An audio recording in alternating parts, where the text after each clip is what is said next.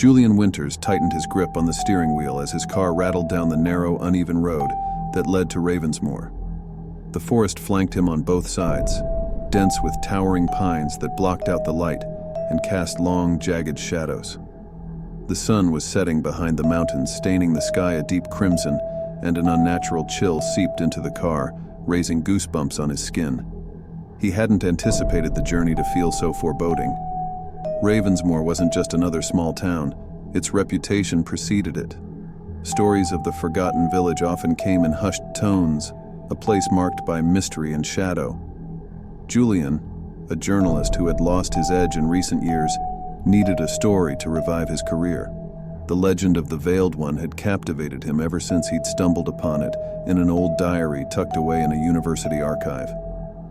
This was his chance to uncover the truth behind the whispers and potentially reignite his career. The road finally widened and Ravensmoor came into view. The town looked suspended in time. Old stone buildings leaned wearily against one another, their facades weathered and cracked. Smoke from a few chimneys curled lazily into the darkening sky, and the streets were deserted, as if the town itself had long grown used to being forgotten.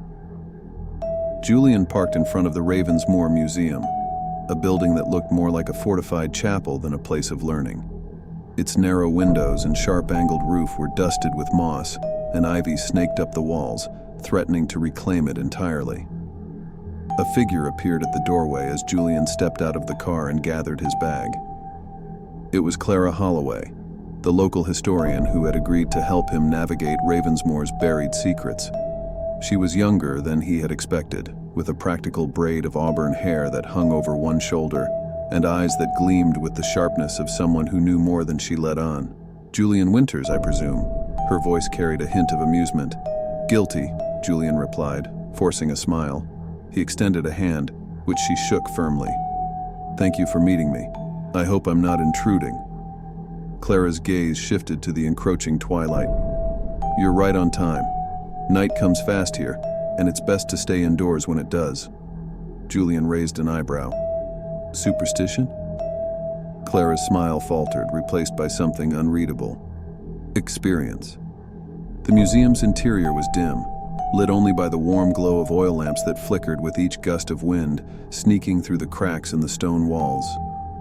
Julian followed Clara past glass cases that displayed relics of the town's past: iron tools, yellowed letters, photographs of unsmiling villagers. The air smelled of dust and something older, a scent Julian couldn't quite place. Clara led him to a back room filled with shelves of books and old documents. A large map of Ravensmoor was tacked to the wall, marked with symbols that Julian recognized from the diary he'd read. Spirals and intricate star shapes with lines intersecting them. "These symbols," he said, pointing. "They're protection wards, aren't they?" Clara nodded. "They are. The town elders carved them into the stone buildings, trees, even on the thresholds of homes. It was believed that the Veiled One couldn't cross them." Julian swallowed hard. Hearing the name spoken aloud made the room feel colder. "What exactly is the Veiled One?" Clara sighed and reached for a leather-bound book on a high shelf. The spine was cracked, the cover stained and faded. She opened it to a page filled with handwritten notes in a hurried scrawl. "It's an entity of shadow and fear," Clara began, her voice low. "The first accounts date back to the town's founding. The stories say it came from the woods, lured by the despair and fear of early settlers. It would take those who wandered too close to the forest at night. Some returned days later with no memory of what happened. Others never returned at all." Julian felt a shiver that had nothing to do with the drafty room. "So what happened to stop it?" Clara's eyes darkened. "The town conducted rituals, binding rituals that required the collective will of the townspeople, led by those who knew the old ways. But the last ritual failed, or so the story goes. That's when people began to disappear for good." A noise, faint but clear, broke the silence, a rhythmic tapping that seemed to echo from above. Julian and Clara exchanged glances. The museum was supposed to be empty. "Stay here," Clara whispered, grabbing a lantern from a nearby table. Julian watched as she stepped into the hallway, the light casting long, quivering shadows on the walls. He strained to hear, but the tapping had stopped, replaced by a silence that was almost louder than any noise. Seconds felt like hours before Clara returned, her face pale. "There's no one there," she said, though the tremor in her voice betrayed her calm facade. Julian exhaled, trying to steady his nerves. "I suppose every old building has its sounds." Clara's eyes met his, a flicker of something like fear. "This place is different, Julian. Don't underestimate it." Before they could continue, a cold draft swept through the room, snuffing out the lanterns in one breath. The room was plunged into darkness, and for a moment, Julian thought he could see a shape moving at the edge of his vision, something dark and impossibly tall, with eyes that glimmered a sickly yellow. A sudden knock at the museum's front door broke the spell. The sound was loud, insistent, and unexpected. Julian's heart raced as Clara lit a match, the tiny flame revealing her wide, fearful eyes. "We're not alone," she whispered. The knock at the museum door echoed like a gunshot in the silence. Julian and Clara exchanged a glance before she set down the lantern and approached the entrance, her footsteps careful and deliberate. Julian followed, heart pounding in his chest. Clara swung the heavy door open, and standing there was Marcus Bell, the town sheriff. He was tall, broad-shouldered, with a face marked by years of sun and worry. "What are you two doing here at this hour?" Marcus's eyes narrowed, flicking between them and the shadowy corners of the museum. "The town doesn't take kindly to outsiders meddling in things best left alone." Clara's jaw tightened. "We're not meddling, Marcus. We're trying to understand. People are disappearing again, and if you're honest, you know exactly what we're dealing with." Marcus's expression darkened, his eyes momentarily darting to the spiral symbols on the walls. He stepped inside, shutting the door behind him. "You're playing with fire, Clara. And you, Mr. Journalist," he said, turning to Julian, "don't think for a second you're immune to what this place can do." Julian swallowed hard but refused to back down. "Then tell us what you know, Sheriff. If we're so close to danger, wouldn't it be smarter to arm us with knowledge?" Marcus's shoulders sagged, as if the weight of the past had settled onto them once more. "There are some truths that are better buried," he muttered, but the resolve in his voice wavered. Finally he nodded. "Meet me at the Old Town Hall tomorrow at dawn. Bring the historian and whoever else you trust. But understand this. Once you open this door, there's no closing it again." The Old Town Hall stood at the northern edge of Ravensmoor, hidden behind overgrown hedges and trees with gnarled roots that pushed through the cracked stone path. It had been abandoned for decades, its windows boarded up and ivy choking the wooden beams. The sun was just a pale glow on the horizon when Julian, Clara, Megan, and Tom arrived, their breath visible in the frigid morning air. Marcus was already there, standing by the entrance with a lantern in hand. His face was drawn, and he gestured for them to follow him inside. The hall's interior was cavernous, the floor littered with debris and dust that had settled over years of neglect. But in the center of the room was a circle of stones, each one carved with the spiral symbol and positioned meticulously. Megan's eyes widened. "These are like the sigils in the church." Marcus nodded, his jaw clenched. "This is where the last ritual was conducted. It was meant to bind the Veiled One forever, but something went wrong. The leader of the ritual, my great-uncle, lost his nerve at the last moment. The power needed for the ritual wasn't fully given, and that hesitation weakened the wards." Clara's hand went to her mouth. "So that's why the disappearances started again." "Exactly," Marcus said, his eyes flickering with a mixture of anger and fear. "And they won't stop until it's either fed or bound again." Julian glanced around the room, taking in the eerie carvings on the stone floor and the fragments of old candles scattered near the circle. "How do we bind it this time?" Marcus sighed, the sound heavy with resignation. "With intent and sacrifice," he said, the final word ringing in the silence. "Someone must willingly face it, offer themselves to draw its power. Only then can the ritual be completed." The room fell into a stunned silence. Tom, who had been uncharacteristically quiet, spoke up, his voice trembling with disbelief. You can't be serious. We're talking about summoning this thing? And what? Hoping someone volunteers to be devoured? No one said anything about being devoured, Marcus said, though his tone lacked conviction.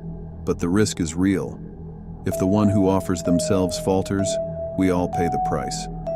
Julian looked around at his friends, Clara with her resolute expression, Megan pale but determined, and Tom who looked like he wanted to bolt.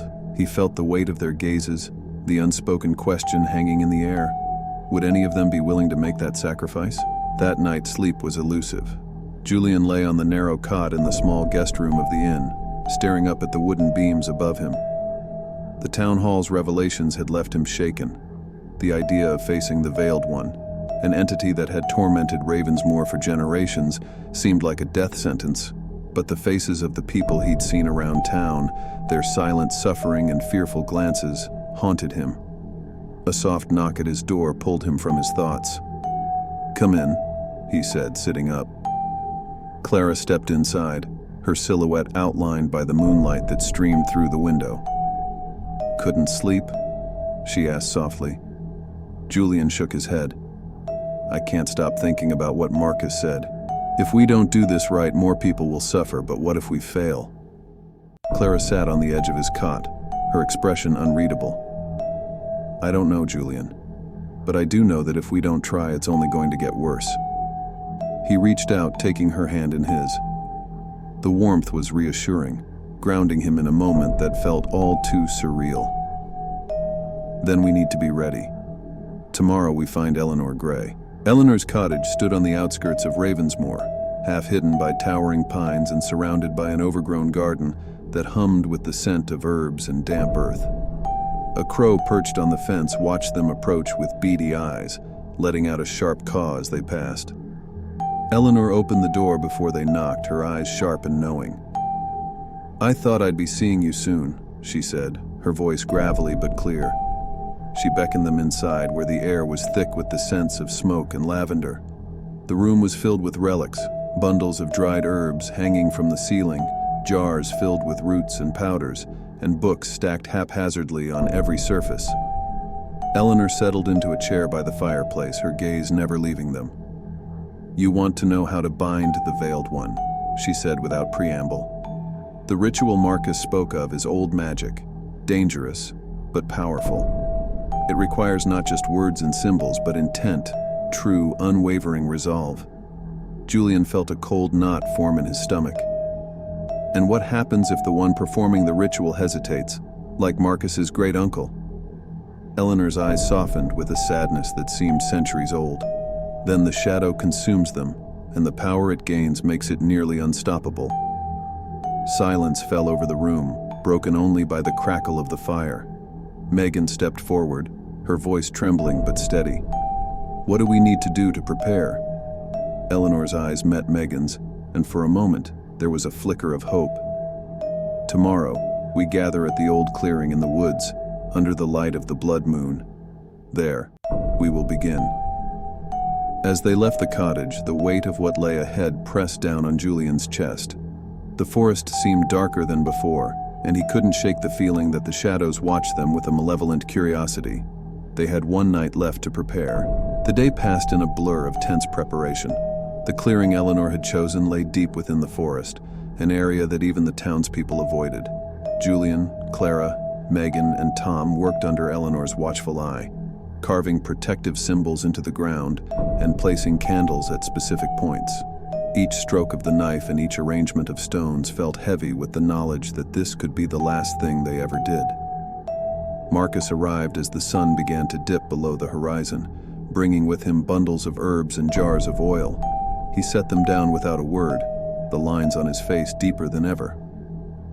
Clara handed Julian a small leather-bound book with instructions for the chant that would seal the Veiled One if recited with unwavering intent. "Read it," she said, eyes searching his. "Memorize every word." Julian nodded, the weight of responsibility pressing down on him like an anchor. He traced the ancient words on the page, their meaning cryptic and unsettling. It felt as though the letters themselves shifted under his gaze. The air around them grew colder, and the light began to fade, casting long shadows that flickered and twisted as the wind picked up. Ravens cawed from the treetops, their cries sharp and mocking. Eleanor moved through the clearing with practiced ease, setting fire to the herbs in small metal basins, the smoke rising in lazy spirals. "It begins when the moon rises," she said, her voice carrying a finality that made Julian's skin crawl. "If anyone has second thoughts, now is the time to speak." Tom shifted uneasily but said nothing. Megan stood a little straighter, her resolve steeled despite the fear in her eyes. No one moved to leave. The moon rose slowly, its crimson glow casting the forest in a haunting light. The clearing shimmered with the reflection of the red-tinted sky, and the carved symbols in the dirt seemed to pulse with an unnatural energy. The air was thick, almost suffocating, as if the entire forest held its breath. Julian stood in the center of the circle, the leather-bound book clutched tightly in his hand. He took a deep breath, drawing courage from the presence of Clara at his side. Marcus and Megan stood at the edges, each holding a candle that flickered dangerously in the shifting wind.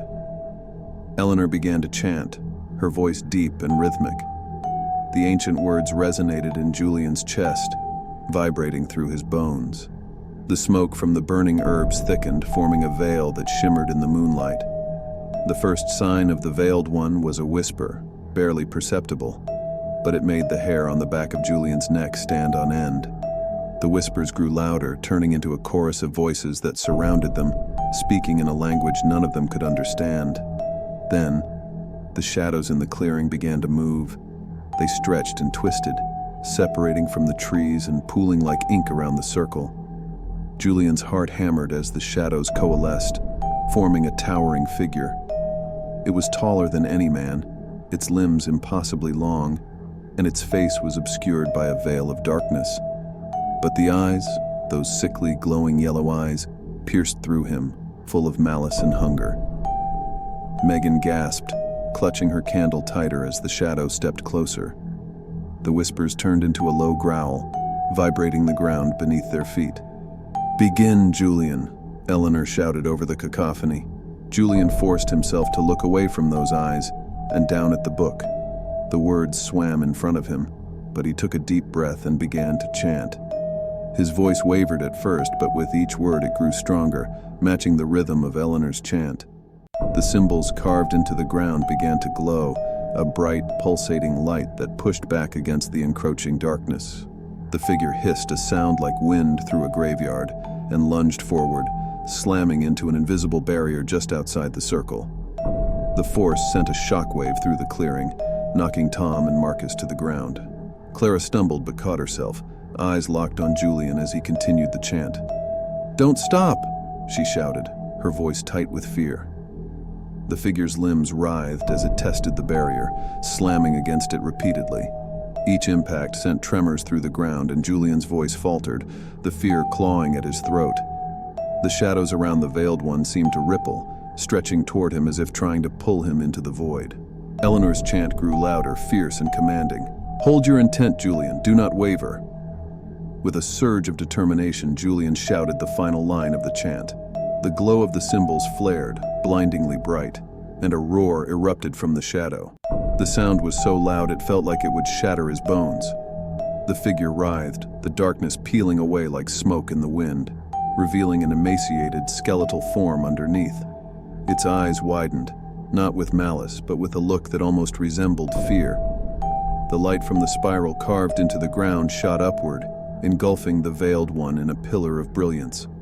The shadows screamed as they were pulled back, swirling into the center of the circle before dissipating into nothing. The air stilled, and the crimson glow of the moon faded to a soft silver. Julian fell to his knees, gasping for breath as silence settled over the clearing. The oppressive weight in the air lifted, replaced by a strange, uneasy calm. "It's done," Eleanor whispered, the exhaustion in her voice palpable. Clara rushed to Julian's side, her hands gripping his shoulders as he struggled to stand. "Are you okay?" she asked, her voice breaking with relief. Julian nodded weakly, looking around at his friends, who were wide-eyed and shaken, but alive. He met Eleanor's gaze and saw the flicker of a smile beneath the weariness. But just as hope began to settle in, the faintest sound, a whisper, soft and familiar, echoed in the back of his mind. Until the light fades. The clearing was still, but Julian knew the shadows hadn't forgotten. The fight was over, but the war was far from won. The aftermath of the ritual left the town in a state of uneasy silence. Julian, Clara, Megan, and Tom returned to the inn, their bodies exhausted but their minds racing. Julian couldn't shake the echo of the whisper. Until the light fades. The words gnawed at him, pulling him deeper into the mystery of the Veiled One. The entity had been driven back, but something told him it wasn't the end. The next morning, the town square was busier than Julian had seen it in weeks. Word of the ritual had spread, and while most townsfolk avoided eye contact with the group, their hushed conversations were filled with fearful glances and mutterings about what might come next. Clara, usually reserved, took charge. She arranged a meeting with Marcus, Eleanor, and a few of the remaining elders who had first-hand knowledge of Ravensmoor's past. The meeting took place in the small back room of the museum, where the air was thick with tension. Julian noticed that one of the elders, a stooped old man named Silas, refused to sit near the windows, glancing nervously at the shifting shadows outside. "The Veiled One may be bound for now," Silas said, his voice like rustling paper, "but it's never truly gone. We've only managed to push it back to where it came from. And if history has taught us anything, it's that it waits." Eleanor leaned forward, her hands folded tightly. "There's more to this than just the rituals, Silas. The town's pact. What did they agree to all those years ago?" The room went silent. The other elders shifted uncomfortably. Julian exchanged a glance with Clara, sensing that they were on the brink of a revelation that would change everything. Silas sighed, the sound carrying the weight of decades. "The original settlers made a bargain," he said slowly. "They needed the forest's land, its resources. But they did not come here alone. The forest already had its guardian, the Veiled One. The settlers struck a pact. As long as the town respected the forest, kept their fear in check, and performed rituals of recognition, the Veiled One would remain dormant, watching but never crossing into the town." Megan's eyes widened. "And when they stopped the rituals, when fear set in, it was free to cross into our world," Silas finished. The room fell into stunned silence. Julian's mind raced. The bargain was not just about keeping the Veiled One at bay. It was about maintaining a delicate balance. The forest and the town were connected, bound together by an old promise that had long been forgotten. With this newfound understanding, Julian knew they couldn't just rely on the rituals. They had to delve deeper into the history of the pact, into the heart of the forest itself. Eleanor spoke of an ancient temple hidden in the woods, a place where the original settlers had conducted their ceremonies. It was said to be built around a natural stone altar, covered in carvings far older than the town. Clara was the first to volunteer to accompany Julian. Tom hesitated, his usual skepticism now tinged with genuine fear. Megan, however, stepped forward, her voice steady. "We need to see this through." As night fell, the group prepared for their journey into the forest. Eleanor handed Julian a bundle of herbs and a small talisman made of twisted roots. "This will keep you safe," she said, her voice stern, "but only if your intent remains true. The forest knows when fear takes hold." They set out at dusk, the crimson glow of the setting sun casting an ominous light over the town. The forest loomed ahead, its ancient pines whispering secrets as the wind swept through them. The deeper they ventured, the more the atmosphere changed. The silence grew heavy, oppressive, as if the forest itself were aware of their presence. Hours passed before they reached a clearing that seemed different from the rest of the forest. The trees bent inward, their branches intertwining like the fingers of skeletal hands, forming a canopy that blocked out the sky. In the center stood the temple, a structure of rough-hewn stone half buried in moss and vines. Symbols similar to the ones they had seen in the church were carved into its walls, but these were older, more intricate. Megan gasped as she traced one with her fingers. "These markings, they tell a story." Julian glanced over her shoulder. The symbols depicted figures bowing before a larger being cloaked in shadow, offering gifts and performing dances. The story seemed to show a harmonious relationship between the settlers and the Veiled One, with the final image displaying a spiral encircling the town, a protective barrier. Clara's voice was a whisper. This is what they did to keep the balance. A sudden rustle from the trees made them all freeze. Julian's grip tightened around the talisman Eleanor had given him. The shadows seemed to move, slipping between the trunks like liquid. For a moment, Julian could have sworn he saw eyes watching them, yellow and full of a dark, unsettling curiosity.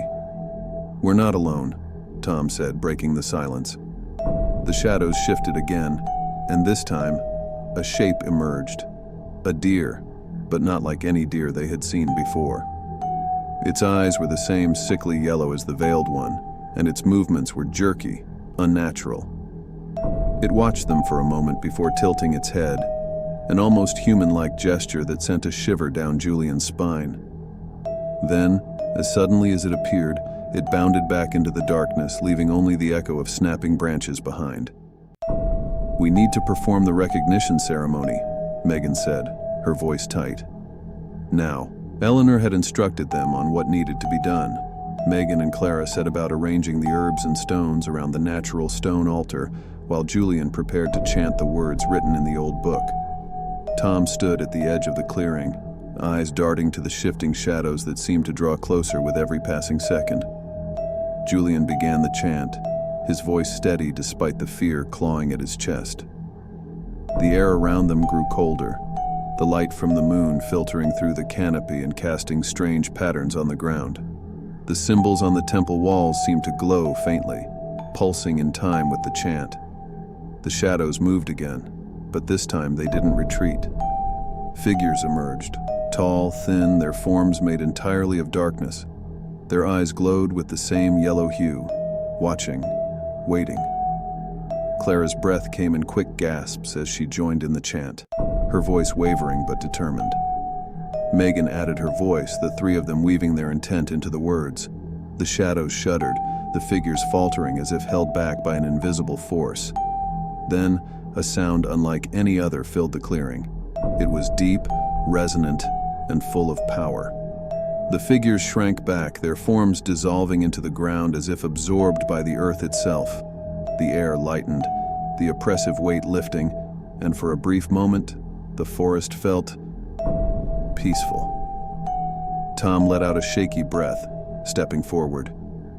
"Is it over?"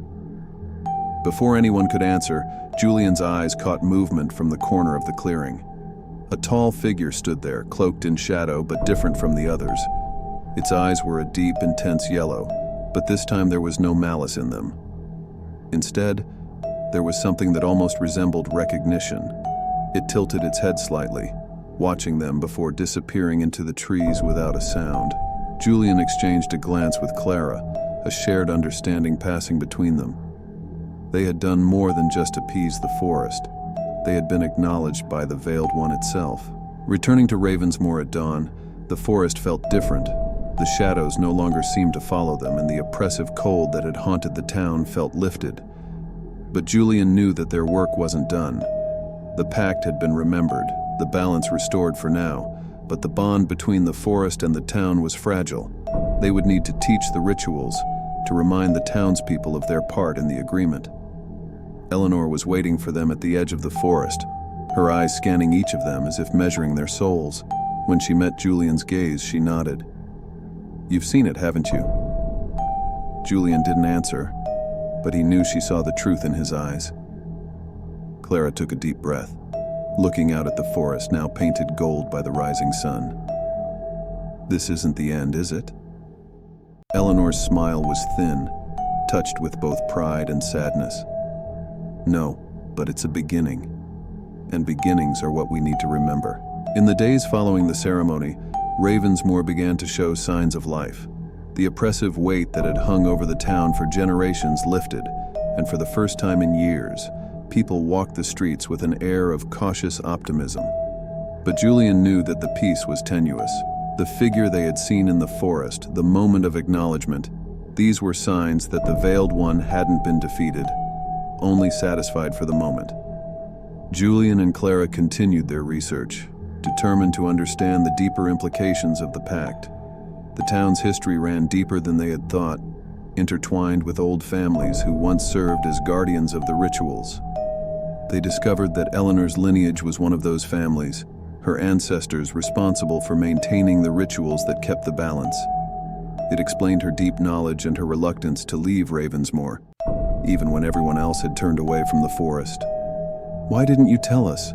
Clara asked one evening, sitting with Eleanor in the dim light of the museum. Julian listened from across the room, taking notes. Eleanor's eyes, weary but fierce, met Clara's. "Because knowing carries its own burden. The last time the town tried to stand against the Veiled One, it nearly destroyed us. I wanted to protect you from that fate." "But now we know the truth," Julian said, setting down his pen. "The town can't rely on silence and fear anymore. We need to teach people how to keep the balance." Eleanor nodded slowly, her expression softening. "If you're determined, then there's one more place you must visit, the tomb of the first guardian. There you'll find what you need." Eleanor led them through the forest to a place where the trees grew so close together that the sky was barely visible. Hidden among the roots was a stone crypt, its entrance marked by an ancient spiral carved deep into the rock. Moss and vines had begun to reclaim the structure, but the symbols etched into it glowed faintly as they approached. Megan, who had insisted on joining despite the danger, whispered, "This place feels alive." Julian ran his fingers over the carvings. "Because it is. The Guardians believed that their spirits would remain here to protect the town." They pushed open the stone doors, the groan of stone on stone echoing in the silence. Inside, the air was cool and dry, filled with the scent of earth and time. The walls were covered in murals, each depicting scenes of the town's founding. The settlers building the church, performing rituals, and finally, bowing before a towering figure cloaked in shadow with eyes that glowed a familiar yellow. In the center of the crypt lay a stone sarcophagus. Its lid bore the image of a man, hands folded over a spiral-marked staff. Eleanor approached and placed her hand on the carving. "This is Eamon Grey, the first guardian and my ancestor." Julian's eyes widened. The stories were true. There had been a line of protectors, and it was their job to keep the town's history alive. Eleanor reached into her satchel and pulled out a small weathered book, handing it to Julian. "This contains Eamon's writings. His last words speak of a hidden truth about the Veiled One, its true nature, and the reason it watches us." Julian opened the book carefully, the old pages brittle under his touch. One passage stood out, scrawled in dark ink that had bled through the paper. "The Watcher is not only bound by our fear, it is fed by it. But there is something more. The pact we made was not just for protection, it was for power. The forest gave us life, but at a price. A piece of our soul resides in the shadow, and so long as it does, it will always return to claim what is owed." Julian's mind spun with the implications of Eamon's words. The pact was never just a bargain for peace, it was a sacrifice that bound the town to the Veiled One in a way they had never imagined. The reason the shadows had returned was because the town's connection to the entity had weakened. Without the regular rituals and understanding of the pact's deeper meaning, the Veiled One was reclaiming its hold. Clara's face was pale as she read over his shoulder. "The rituals aren't just to keep it out, they're to keep part of it within us." Megan's voice shook. "That means the fear, the nightmares, everything we've been feeling. It's not just because of the entity itself. It's because we're connected to it." Eleanor's gaze was solemn. "Yes, and to break that connection entirely, someone would have to willingly sever their bond with the forest, accepting whatever consequences come with it." Tom, who had been leaning against the wall, spoke up. "But that means someone would have to give up part of themselves to bind it, permanently." Julian felt a cold dread settle in his chest. The ritual they had performed had only been a temporary fix. To truly end the Veiled One's influence, someone would need to make a sacrifice of intent deeper than anything they'd imagined. The days that followed were marked by a grim quiet. The group debated the implications of Eamon's writings and what it meant for the future of Ravensmoor. The townspeople, sensing a shift, became more restless. Marcus, who had become an unlikely ally, rallied the townsfolk to listen to Julian and Clara. "We need to choose," Julian said during a town meeting, his voice ringing out over the murmurs. "The forest is alive, and it is part of us. We can't ignore that anymore." A hand rose from the back of the crowd. It was an old woman with sunken eyes, her voice trembling. "But who will make the sacrifice? Who will give their soul to keep the rest of us safe?" Silence descended on the room, heavy and suffocating. Julian felt the weight of the question pressing on him, knowing the answer would change everything. Before he could speak, Eleanor stepped forward. "I will." Gasps erupted around the room, but she silenced them with a raise of her hand. "This town is my legacy. The forest has watched over us and we have failed it. I am the last of the line of guardians, and it's my responsibility to see this through." Julian's heart clenched. He knew Eleanor was right, but the thought of her facing the Veiled One alone was unbearable. "You don't have to do this alone," he said, stepping forward. "We'll be with you. We'll help you." Eleanor's eyes softened. "No, Julian. This is the way it must be, but there is one thing you can do." She handed him Eamon's book. "There is a chant here, one that can bind me to the forest and seal the pact for good. It needs to be recited with intent, just as before. When the time comes, you must be the one to speak it." Julian took the book, his hands trembling. The weight of the town's future settled squarely on his shoulders. The night of the ritual, the town gathered at the edge of the forest, the air electric with fear and hope. The moon was full, casting an otherworldly light over the clearing where the ritual would take place. The ground had been prepared, symbols carved into the earth and candles placed at the points of the spiral. Eleanor stood in the center, her head held high, eyes calm. Julian, Clara, Megan, and Marcus took their places around the spiral, their voices low as they began the chant. The forest stirred, shadows shifting as if in anticipation. As the chant rose, the shadows coalesced once more, forming the dark figure of the Veiled One.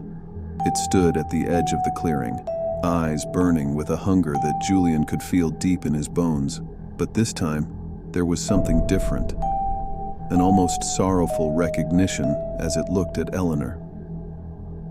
Eleanor raised her arms, her voice carrying over the chanting.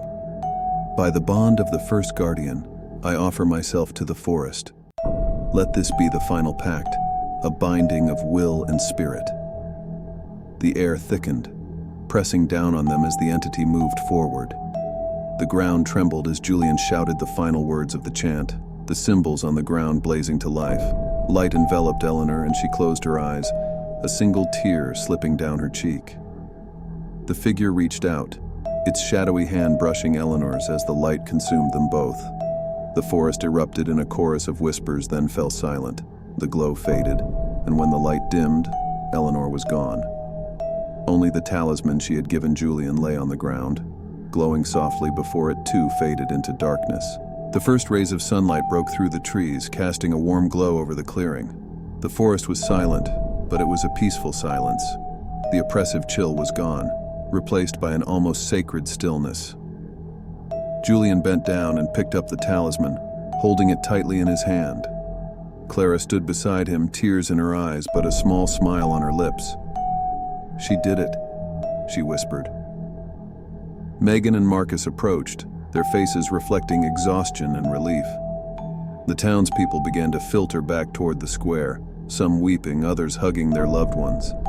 The bond had been reforged, but at a cost that they would all remember. As they walked back to the village, Julian felt a strange warmth in his chest. The forest no longer watched them with malice, but with something that felt like quiet recognition. The shadows had been laid to rest, and Ravensmoor would remember Eleanor Gray, the last guardian who saved them all. But as Julian pocketed the talisman, he swore he felt it pulse faintly, a reminder that while the Veiled One had been bound, the story was far from over. The forest and the town were forever linked, two sides of an ancient pact that could never be forgotten, and in the quietest moments, if one listened closely, they might still hear the whisper of shadows, waiting for the day when they would stir again. In the days following Eleanor's sacrifice, Ravensmoor felt different. The heavy shroud that had haunted the town for generations lifted, replaced by an uneasy calm. The forest was quiet. The chill in the air dissipated. The townspeople went about their lives with a renewed sense of hope, whispering stories of the guardian who saved them. Julian, Clara, Megan, and Marcus became quiet heroes in the eyes of the village, respected for their bravery and resolve. But Julian couldn't shake the feeling that something was left unfinished. The nights after the ritual were restless. He would wake up in the early hours, drenched in sweat, the faintest echo of whispers in his ears. The talisman Eleanor had given him seemed to hum faintly when he held it, a vibration so subtle it felt like an illusion. One evening, Clara visited him at the inn. She knocked gently, and Julian opened the door, surprised by the troubled look on her face. "I found something," she said, holding up an old parchment. It was crumpled, torn at the edges, but the ink was still legible. "It's one of Eamon Gray's original writings. I don't know how we missed it."